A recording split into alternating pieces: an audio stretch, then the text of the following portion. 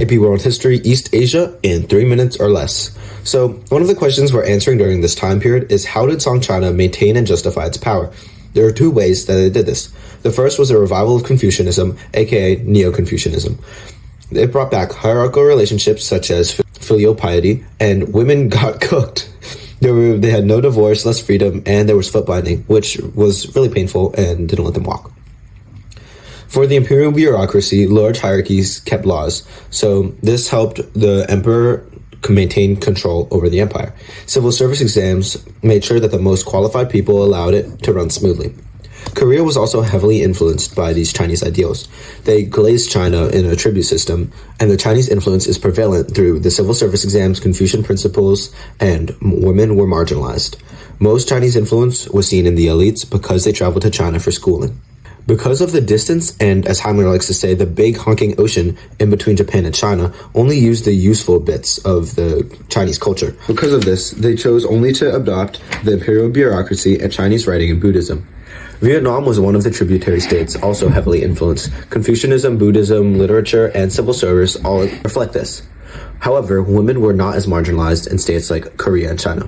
One distinction I want to point out is that Japan technically was not a tribute state, but is grouped in with the other tribute states because of the prevalent Chinese influence.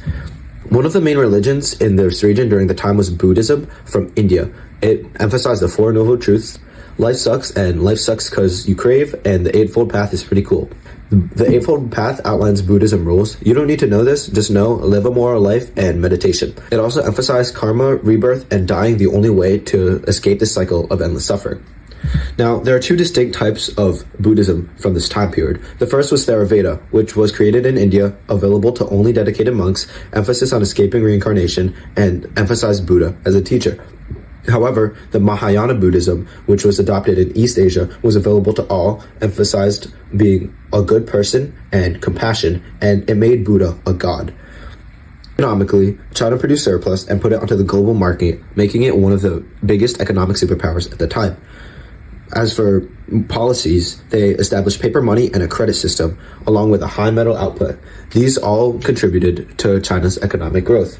Furthermore, innovations in agriculture like iron plows and rakes were exploding the population, along with champa rice from Vietnam.